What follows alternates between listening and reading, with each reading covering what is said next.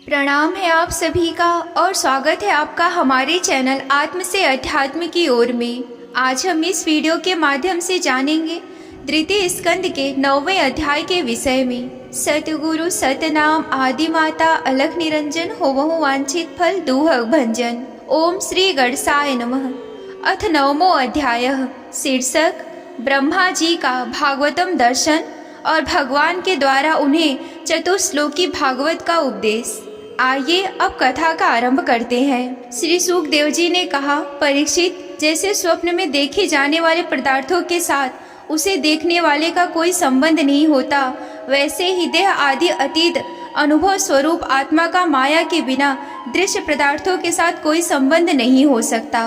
विविध रूप वाली माया के कारण वह विविध रूप वाला प्रतीत होता है और जब उसके गुणों में रम जाता है तब वह यह मैं हूँ और यह मेरा है इस प्रकार मानने लगता है।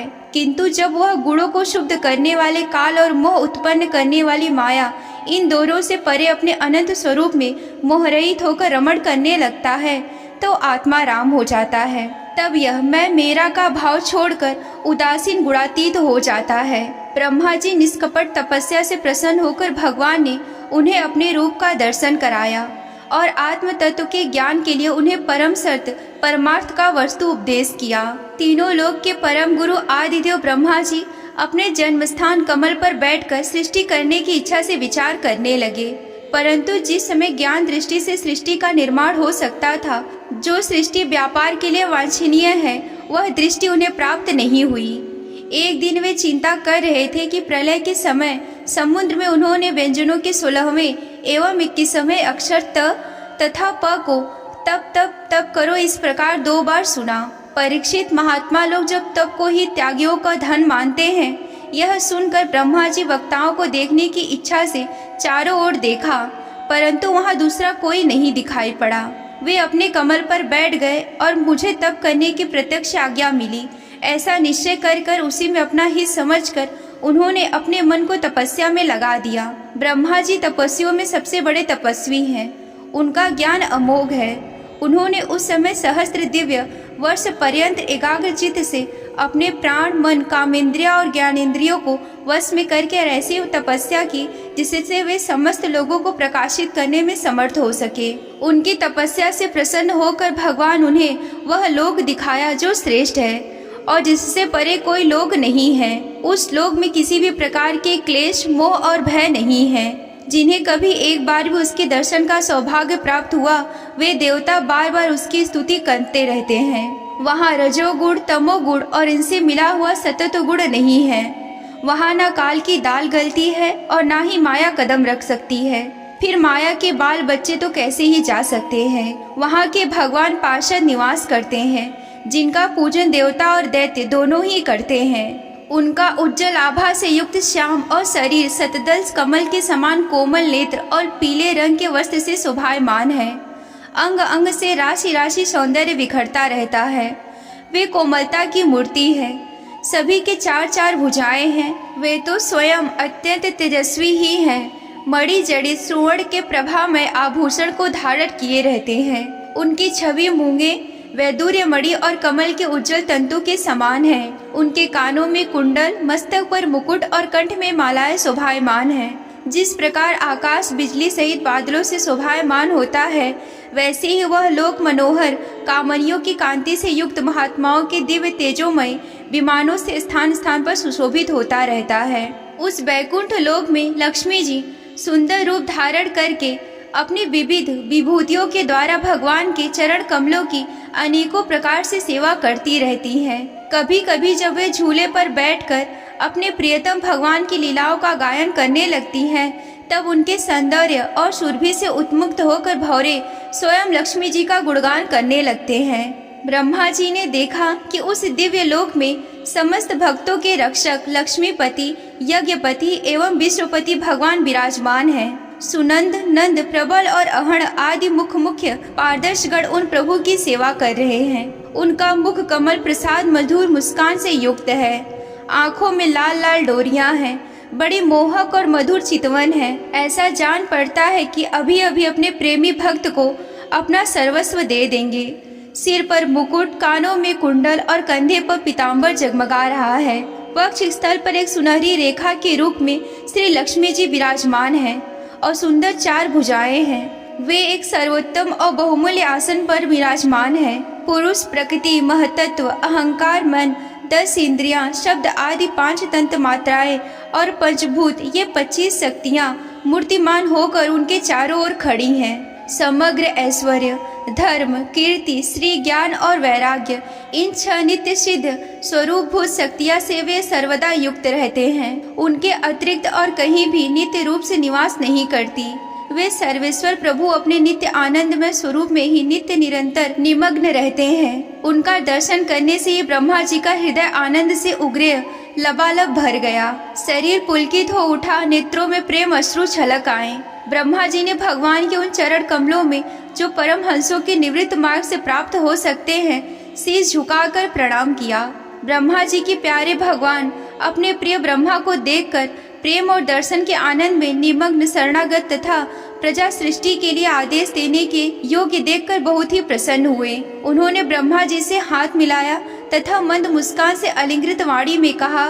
श्री भगवान ने कहा, ब्रह्मा जी, तुम्हारे हृदय में तो समस्त वेदों का ज्ञान विद्यमान है। तुमने सृष्टि रचना की इच्छा से चिरकाल तक तपस्या करके मुझे भली भांति संतुष्ट कर दिया है। मन में कपट रखकर योग साधना करने वाले मुझे कभी प्रसन्न नहीं कर सकते। तुम्हारा कल्याण हो, तुम्हारी जो अभिलाषा हो वही वर तुम मुझसे मांग लो, क्योंकि मैं मुख मांगी वस्तु देने में समर्थ हूँ। ब्रह्मा जी जीव के समस्त कल्याणकारी साधनों का विश्राम परवेशान मेरे दर्शन में ही है। तुमने मुझे बिना देखे ही, उसे बिना सुने ही मेरी वाणी सुनकर इतनी ही घोर तपस्या की है। इसी से मेरी इच्छा तुम्हें मेरे लोक का दर्शन करने में हुआ। तुम उस समय सृष्टि रचना का कर्म करने में किंग कर्तव्य विमूढ़ हो रहे थे। इसी से मैंने तुम्हें तपस्या करने की आज्ञा दी, क्योंकि निष्पाप तपस्या से ही मेरा हृदय और मैं स्वयं तपस्या का ही आत्मा हूँ। मैं तपस्या से ही संसार की सृष्टि करता हूँ, तपस्या से ही इसका भरण पोषण भी करता हूँ और तपस्या से ही उसे अपने आप में लीन कर लेता हूँ। तपस्या ही मेरी एक दुर्लभ शक्ति है। ब्रह्मा जी ने कहा कि भगवान, आप समस्त प्राणियों के अंतःकरण में साक्षी रूप से विराजमान रहते हैं। आप अपने अप्रतिहत ज्ञान से यह जानते ही हैं कि मैं क्या करना चाहता हूँ। नाथ, आप कृपा करके मुझे याचक की मांग यह पूरी कीजिए कि मैं रूप रहित आपके सगुण और निर्गुण दोनों के ही रूपों को जान सकूं। आप माया के स्वामी हैं, आपका संकल्प कभी व्यर्थ नहीं होता। जैसे मकड़ी अपने मुंह से जाला निकालकर उसमें क्रीड़ा करती है और फिर उसे अपने आप में लीन कर लेती है, वैसे ही आप अपनी माया का आश्रय लेकर इस विविध शक्ति संपन्न जगत की उत्पत्ति, पालन और संहार करने के लिए अपने आप को ही अनेक रूपों में बना देते हैं और क्रीड़ा करने लगते हैं। इस प्रकार आप कैसे करते हैं, इस मर्म को मैं जान सकूं, ऐसा ज्ञान आप मुझे दीजिए। आप मुझ पर ऐसी कृपा कीजिए कि मैं सहज होकर सावधानी से आपकी आज्ञा का पालन कर सकूं और सृष्टि की रचना करते समय भी कर्तापन आदि के अभिमान से ना बंध जाऊं। प्रभु, आपने एक मित्र के समान हाथ पकड़कर मुझे अपना मित्र स्वीकार किया है।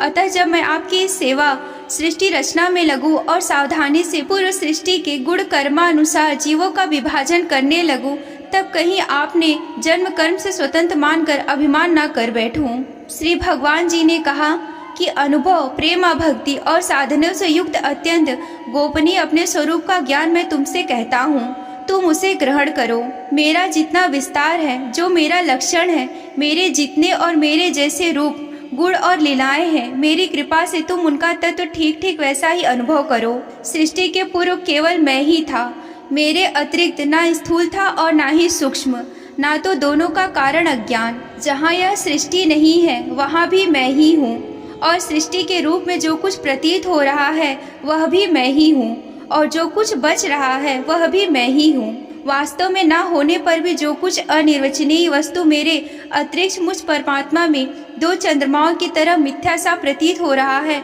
अथवा विद्यमान होने पर भी आकाश मंडल के नक्षत्रों में राहु की भांति जो मेरे प्रतीति नहीं होती, इसे मेरी माया समझनी चाहिए। जैसे प्राणियों के पंचभूत रहित छोटे बड़े शरीर में आकाश आदि महापंचभूत उन शरीर के कार्य रूप से निर्मित होने के कारण प्रवेश करते भी हैं और पहले ही उन स्थानों और रूपों में कारण रूप से विद्यमान रहने वाले कारण प्रवेश नहीं करते, वैसे ही उन प्राणियों के शरीर की दृष्टि में मैं उनके आत्मा रूप से प्रवेश किए हुए हूँ और आत्मा दृष्टि के अपने अतिरिक्त और कोई वस्तु न होने के कारण उनमें प्रविष्ट भी नहीं हूँ। यह ब्रह्मा नहीं, यह ब्रह्मा नहीं, इस प्रकार निषेध की पद्धति और यह ब्रह्मा है, इस अन्वय की पद्धति से यही सिद्ध होता है कि सर्वातीत एवं सर्वस्व रूप से भगवान ही सर्वदा और सर्वत्र स्थित है। वही वास्तविक तत्व है।